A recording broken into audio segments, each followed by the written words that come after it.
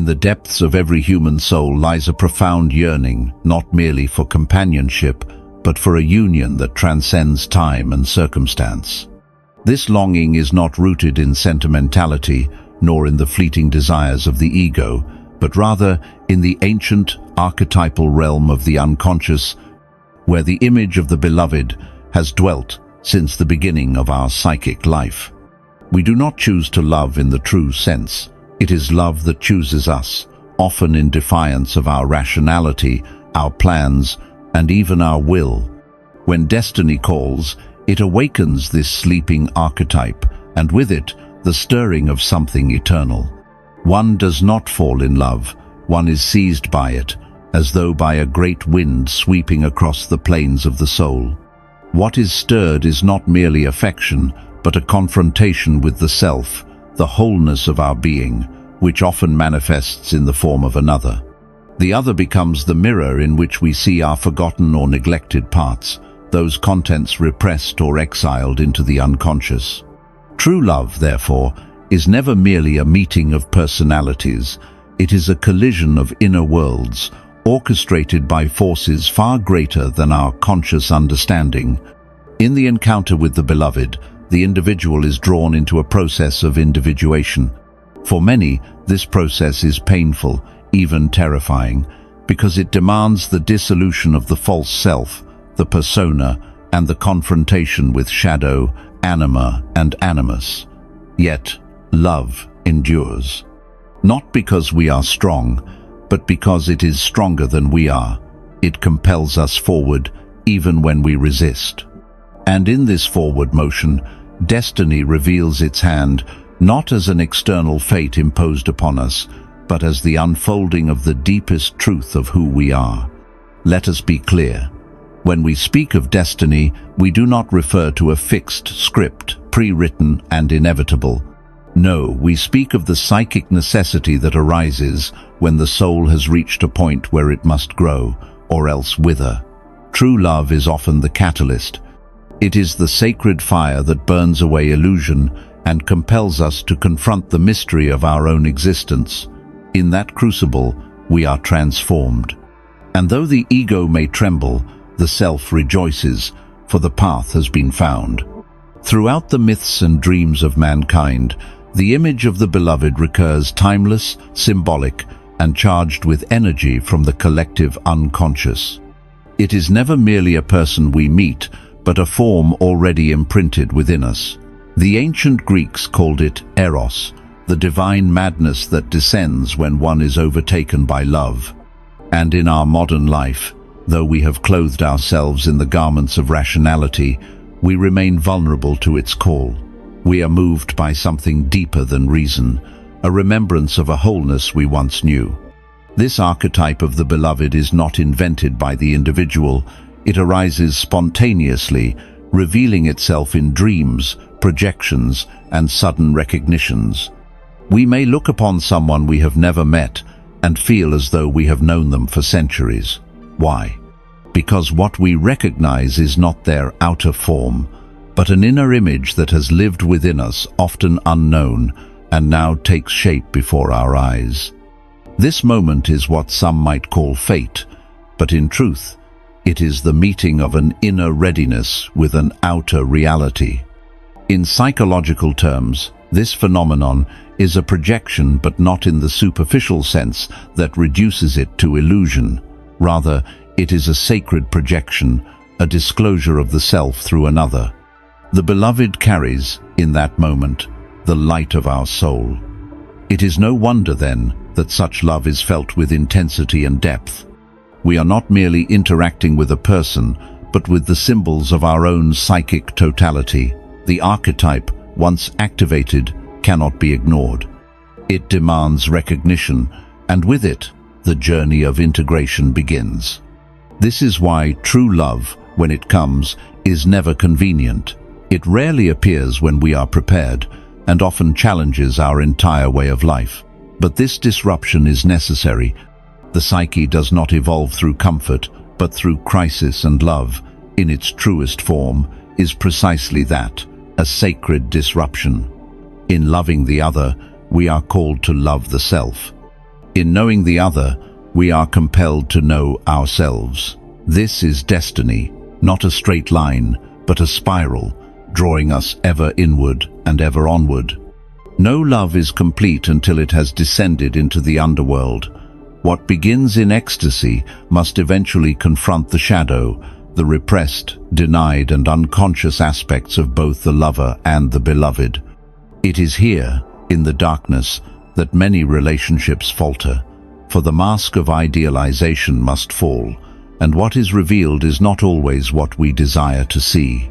Yet it is precisely in this descent that true love proves itself, not by escaping the shadow, but by embracing it. The beloved often carries not only our highest ideals, but also our unacknowledged darkness. We may project onto them our fears, our wounds, and our unmet needs, only to feel betrayed when they do not fulfill our fantasies. But this is not their failure, it is our awakening. Love reveals what is unconscious in ourselves. It holds up a mirror, and sometimes what we see terrifies us. Yet without this mirror, we would remain strangers to our own depths. To love is to accept the shadow in ourselves and in the other.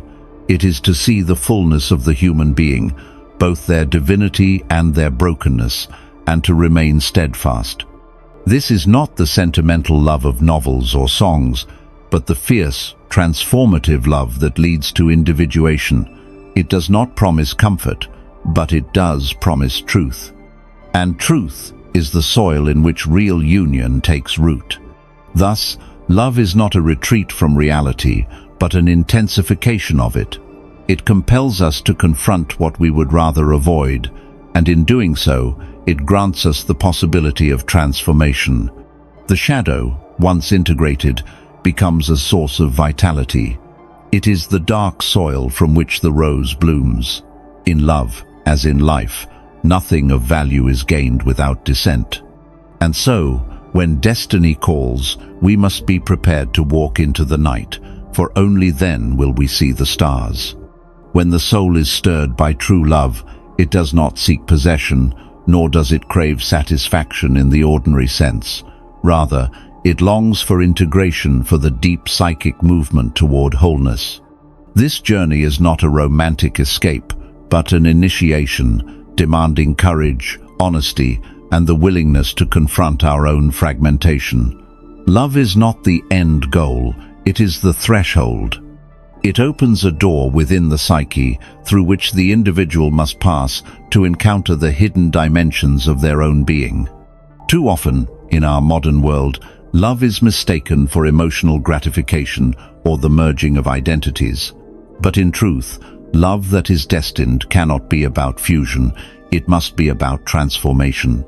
The one who truly loves does not lose themselves in the other, but rather finds themselves through the mirror that the other provides. The soul, awakened by this experience, begins to remember its path. The forgotten symbols, the neglected dreams, the ancient truths, they all rise to the surface, calling us to make the unconscious conscious. To those listening, if this path speaks to something within you, if you feel the stirrings of destiny and the sacred longing for truth in love, I invite you to join me on this journey more deeply. Subscribe to this channel, not for entertainment, but for illumination.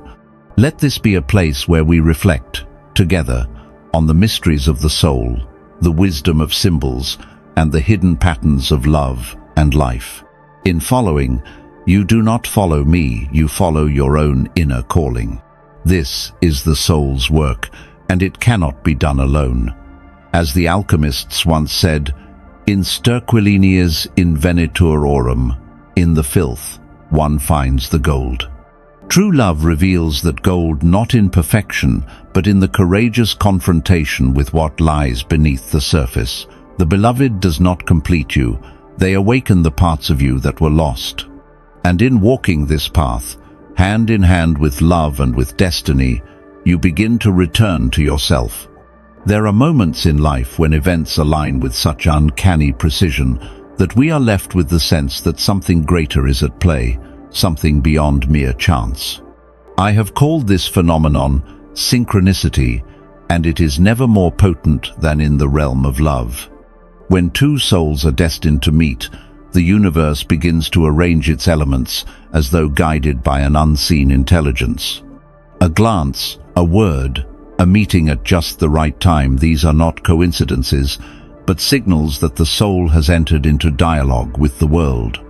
The psyche, in its depth, is not isolated from the world. It is part of a vast network of meaning.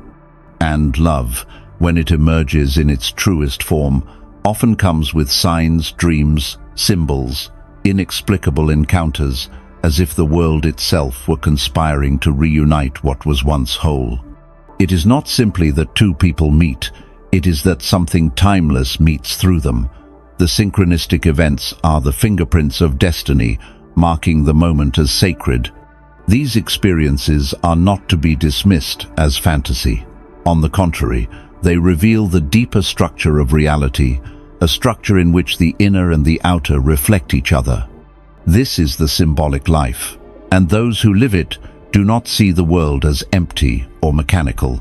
They see it as alive with purpose. True love participates in this symbolic order, and its arrival is often heralded by the strange, the unexpected, the profoundly meaningful. To recognize synchronicity is to participate in one's own unfolding myth. We are not merely observing, we are being addressed. And in the context of love, this address is profound. It is as though the self were calling to us through the other, using the language of time and space. In these moments, destiny is no longer abstract. It is felt. And when that call is heeded, nothing, not time, not distance, not fear, can stop what must unfold. Love, when it is genuine and touched by destiny, is not content to remain at the level of mere pleasure or possession. It pulls us, often unwillingly, into the long and difficult road of individuation, the becoming of the true self. The beloved, in this journey, is not merely a partner but a catalyst. Through them, we are challenged to shed illusion, to release dependency, and to grow into wholeness. This is why destined love often feels both exhilarating and frightening. Many seek love to avoid themselves, but real love demands the opposite. It requires that we face ourselves fully. In the gaze of the beloved, our wounds are revealed. Our masks are seen through. We can no longer pretend to be what we are not, and this stripping away is the beginning of the real journey.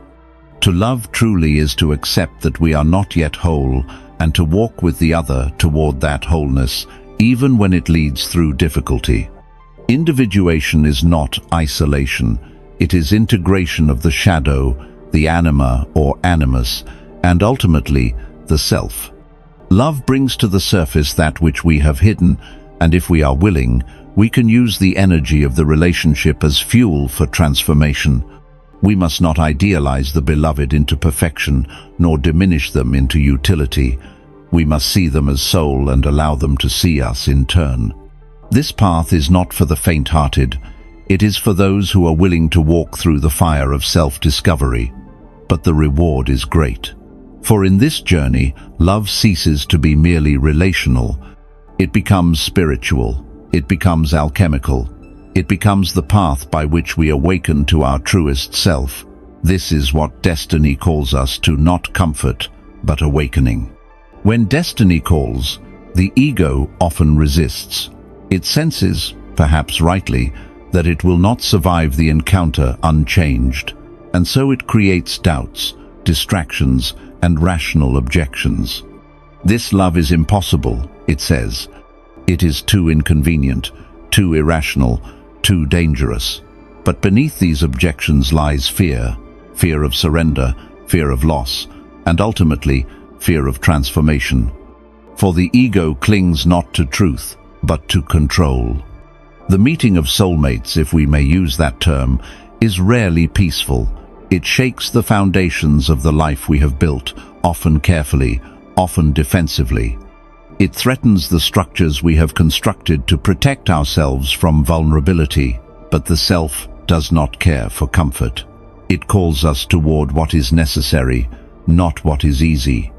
And when we ignore that call, we do not avoid pain, we merely delay it. Resistance is part of the process. We should not condemn ourselves for feeling it, but we must also recognize it for what it is, the last stand of the old self before it is transformed. Love asks us to relinquish our illusions about who we are, about what life is, about what we truly need. This relinquishment feels like death to the ego, but it is the birth of the soul. Only by walking through this fear can we come to know the strength that lies on the other side. We are not meant to remain as we were. Love is the force that moves us forward, even when we wish to stay behind. And destiny, though it may wait patiently, will not be denied forever. It will call again. And each time, the price of refusal becomes greater. True love, contrary to our modern illusions, is inseparable from sacrifice. This is not a sacrifice of the soul, but of the false self, the roles, the masks, the protective armor we have built to shield ourselves from pain. Love strips these away, not to harm us, but to reveal what is eternal beneath. And this stripping often comes through suffering. Not all suffering is meaningful, but in love, it can become redemptive. We must suffer the loss of illusion. We must suffer the clash of difference, the disappointment of our projections, and the pain of being truly seen. But if we are willing, this suffering becomes fire, the fire of alchemy, which does not destroy but purifies. It is in this fire that we are made new, not because the beloved saves us, but because their presence awakens the divine within us. Sacrifice in this sense is not weakness, it is power. It is the conscious offering of the lesser for the sake of the greater. In love, we are asked to give up our pride, our independence, our need to control. But what we receive in return is immeasurable depth, meaning, connection, and transformation. We become more than we were. We become what we were meant to be. The pain of love is real, but it is not empty. It is the labor of the soul giving birth to itself. And when two people endure this labor together, not blaming, not retreating, but holding each other through it, something extraordinary happens. A bond is formed that no force on earth can break. This is the mystery of true love. It is forged, not in fantasy, but in fire. In the sacred space between two souls, something greater than either individual is born, a third entity, invisible yet palpable, the relationship itself. This space is not static. It evolves, it breathes, it suffers, and it transforms. Just as the alchemists sought to transmute base metals into gold, love too seeks transmutation of fear into trust, of ego into unity, of separation into wholeness. The relationship becomes the vessel, the vas hermeticum, within which this psychic alchemy unfolds. Each partner brings their inner world to the crucible, their wounds, their dreams, their shadows, and there, in the intimate friction of encounter, the fire is kindled. This fire must not be feared. It is not there to consume, but to refine. One does not become whole by clinging to comfort. One becomes whole by enduring the heat of transformation. And in a relationship destined by soul, this process is not only necessary, it is inevitable. The beauty of this alchemical journey is that it cannot be fully controlled. It is guided by something beyond the personal, by the self, by the unconscious, by destiny itself. The more we surrender to the process, the more the gold within begins to reveal itself. This gold is not perfection, it is authenticity, it is presence. It is the capacity to love, not from lack, but from fullness. And so, the relationship that endures is not the one that avoids struggle, but the one that allows struggle to become meaning. In this way, love becomes sacred. It becomes a path of transformation, not only for the individuals involved, but for the world around them. For when two souls are truly united, The light they carry is not only for themselves, it radiates outward, becoming a beacon of what is possible for others. In the end, we must ask, what is the purpose of true love? It is not merely to find someone who fulfills us, nor to escape the pain of solitude. True love does not complete us, it reveals us. It calls us to become what we already are in potential. Through love, we encounter the self, the totality of our being, both light and shadow, and are invited to step into our fullness. Love that is touched by destiny strips away all that is false. It removes the noise of the world, the distractions of the ego, and brings us face to face with our essence. In the eyes of the beloved, we do not just see beauty, we see the truth of our own soul reflected back, and in loving them, we learn to love ourselves. This is not narcissism, it is healing. It is wholeness. To love truly is to accept the mystery of the other, and to allow ourselves to be a mystery in return. It is to recognize that no one can ever fully be known, but that in the desire to know, we grow. Love is the movement of the soul toward its own center, guided by the magnetic pull of another, who carries in their being the key to something within us. They do not give it to us, they awaken it. When destiny calls, it calls us not only to love another, it calls us to become brave, to become conscious, to become whole. And in answering that call, we step into a greater life, one not dictated by fear or habit, but shaped by meaning, transformation, and the sacred union of souls. In love, we return home.